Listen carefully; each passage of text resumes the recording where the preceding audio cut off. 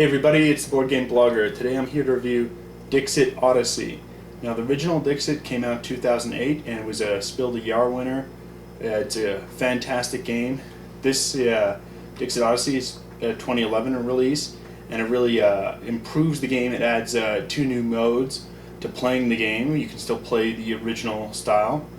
And if you want to know more about the original game, I'd really recommend Castelli's pictorial review. You can find it on The Geek. But this video review is going to just talk about sort of the new features and general how to play just even the Dixit basic game if you're not aware with that initial game. It's kind of tough to rate the quality of the cards like the original Dixit and Dixit 2, this third one, Dixit Odyssey, adds some new cards. I think if you're trying to value which cards are better and more fun to play with, I mean, that's completely subjective. So I can't really comment on that to say, yeah, this version's cards are better than the first version's cards or better than the second expansion cards. They're just kind of unique. But this is sort of a party game that's not a party game. A general overview of the game itself. I find, a lot of party games, it's, you're really constrained in time. Time's up, train of thought, there's literally a sand timer pouring down.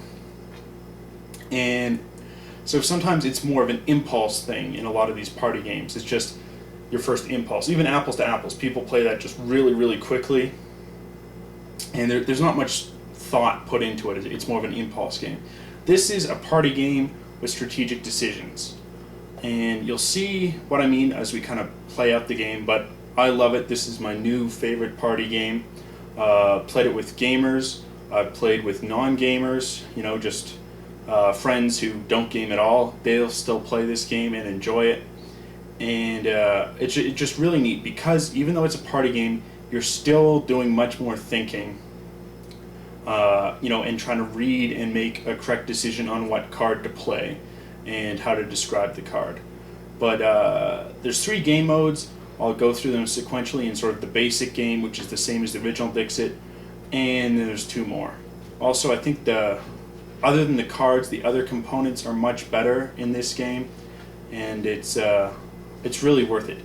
If you're thinking of getting Dixit at all, and you don't yet have any, I'd recommend this. If you're a fan of Dixit and you want to play with more players, I'd recommend this. The original Dixit's only up to 6. This can go up to 12, and there's 2 more modes which are pretty fun and entertaining. But why don't we take a look at how each of those modes play? But this is really a great party game. I would really highly recommend this game for anyone, unless you strictly play more in-depth games and you shun all party games, and the only people you game with are really hardcore gamers who don't want to do a short game at all, and the only form of gaming you think of is 4 hours plus. Then this isn't your cup of tea. But I think if you're any other type of gamer, and I do enjoy those 10-hour long games sometimes, but I enjoy this too, and it's quick and you can play with non-gamers. I think it'd be a perfect gateway game. But let's see how the 3 modes play. Okay, so here's the scoring board as such, and if you're familiar with the old Dixit game, you'll see this one is kind of nice because what it lets you do is once, let's say in a 4-player game, what happens is you're going to alternate turns with storytellers, and you're going to have different people describing a card. So everyone's going to have a hand here of 6 cards, and they will look at it, and then the storyteller would select, say, one of the cards, say this one here, and you have to somehow describe this card in a way that the other people try to guess it. Now, if you describe this card too accurately and all the other players guess it, they all gain points except yourself. And if you're too vague in describing the card, then you don't get any points either. So you want to describe it in such a way that some players get it and some people don't. So, using some sort of inside knowledge that you might have with some of the other players would be good. but it's very strategic, in which you don't want to be too vague or too obvious. So for this one, you might say kissing prince to describe this. And because of the frog, and you're thinking the frog prince, that might be enough. And what you're going to do is you'll say kissing prince. Now the other players will look in their hands, and so let's pretend here this is a second player, and they're going to look at their 6 cards in their hand for a card that really describes that the most. Now this hand, doesn't look that good given what's been described. So let's say the person just chooses to do this, be ironic. This guy with a lot of money. So they're going to put that in, and some of the other players will put in their cards as well. So in let's say we've got a 4-player game, we're going to end up here with 4 cards. And so they're going to get all shuffled up, and then we will put down the cards in their 4 sort of locations here. We'll then reveal them after they've been shuffled up, and everyone except the initial storyteller has to guess which one they think the card would be. So, let's say someone doesn't know the story of the Frog Prince. They're probably not going to guess this particular card, and they're going to have to guess one of these other cards, most likely.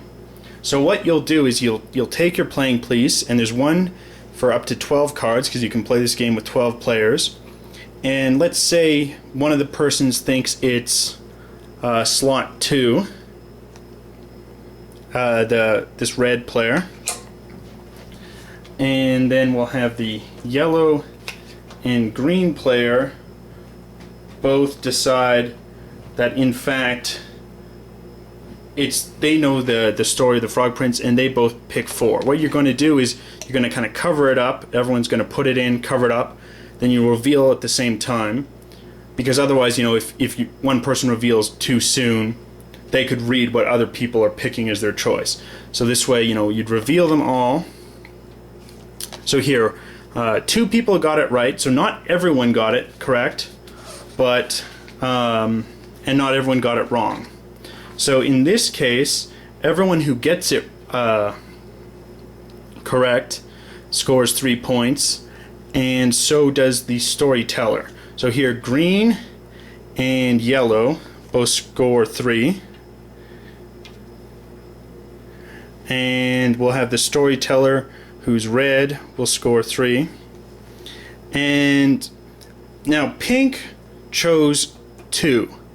So the person who put down this 2 card, let's say in this case it's yellow, they'll score another point. And then you pass turns, and you sort of just rotate like that. So that's sort of the basic Dixit game. Compared to the initial one, however, it's a little easier.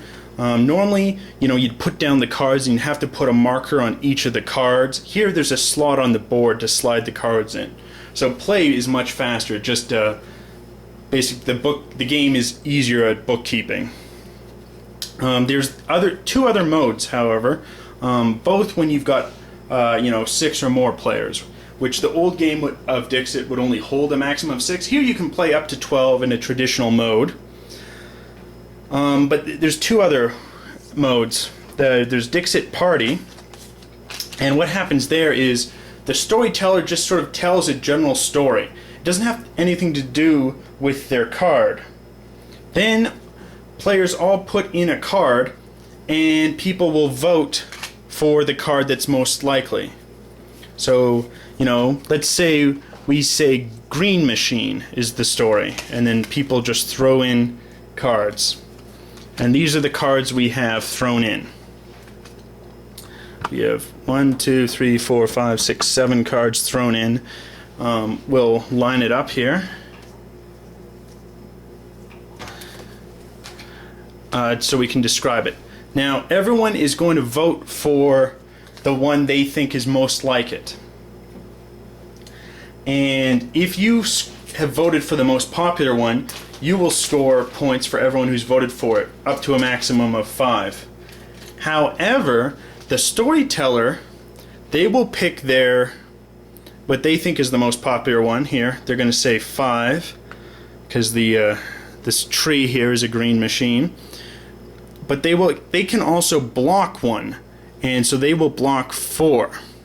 So everyone who voted for 4 does not get points. And that is negated, and it's everyone else votes.